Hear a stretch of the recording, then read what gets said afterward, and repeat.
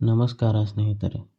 Ramayana trailer ಬಿಡುಗಡೆಯ ನಂತರ social ಮೀಡಿಯಾದಲ್ಲಿ ಹನುಮಂತನ ಪಾತ್ರದ ಬಗ್ಗೆ ಚರ್ಚೆ ಜೋರಾಗಿ ನಡೆಯುತ್ತಿದೆ.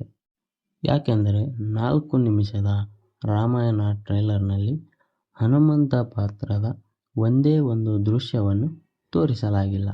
ಅಂದಹಾಗೆ ರಾಮಾಯಣ ಸಿನಿಮಾದಲ್ಲಿ ಹನುಮಂತನ ಪಾತ್ರವನ್ನು ಸನ್ನಿ ಡಿಯೋಲ್ ಅವರು ನಿರ್ವಹಿಸಿದ್ದಾರೆ.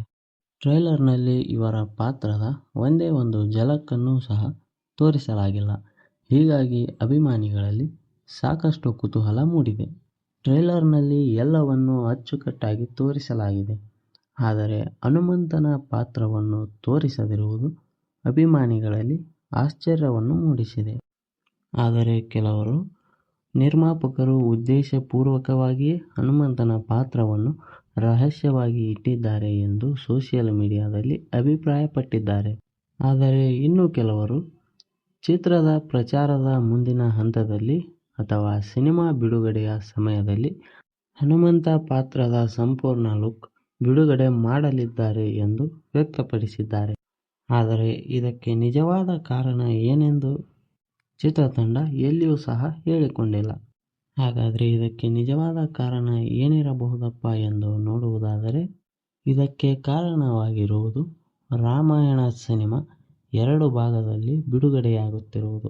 ಇದು ರಾಮಾಯಣ ಚಿತ್ರದ ಮೊದಲನೇ ಭಾಗದ ಟ್ರೈಲರ್ ಆಗಿರುವುದರಿಂದ ಈ ಭಾಗದಲ್ಲಿ ಹನುಮಂತನ ಪಾತ್ರವನ್ನು ತೋರಿಸದೆಯೂ ಸಹ ಇರಬಹುದು. ಯಾಕೆಂದರೆ ಮೊದಲನೇ ಭಾಗದಲ್ಲಿ ರಾವಣ ಸೀತೆಯನ್ನು ಅಪಹರಿಸುವುದನ್ನೇ ಕೊನೆಯ ಸೀನ್ ಆಗಿ ಬಳಸಿರಬಹುದು. ಹಾಗಾಗಿ ಹನುಮಂತನ ಪಾತ್ರವನ್ನು 2ನೇ ಭಾಗದ ಪ್ರಾರಂಭದಿಂದಲೇ ತೋರಿಸಬಹುದು. ಅಥವಾ ರಾಮನೊಂದಿಗೆ ಹನುಮ ಸೇರುವ ದೃಶ್ಯಗಳನ್ನೇ ಮೊದಲ ಭಾಗದ ಕ್ಲೈಮ್ಯಾಕ್ಸ್ ಆಗಿಯೂ ಸಹ ತೋರಿಸಬಹುದು. ಅಥವಾ ಮೊದಲನೇ ಭಾಗದಲ್ಲಿ ಹನುಮಂತನ ಪಾತ್ರವನ್ನು ತೋರಿಸದೆಯೂ ಸಹ ಇರಬಹುದು. ಇದಕ್ಕೆ ಆಶ್ಚರ್ಯ ಪಡುವಂತಹದ್ದೇನೂ ಇಲ್ಲ. ಯಾಕೆಂದರೆ ಹನುಮ ಹಾಗೂ ರಾಮ ಇಬ್ಬರೂ ಸೇರುವ ದೃಶ್ಯಗಳು ರಾಮಾಯಣ ಸಿನಿಮಾ ಪಾರ್ಟ್ 2ನಲ್ಲಿ ಆರಂಭವಾಗುತ್ತದೆ.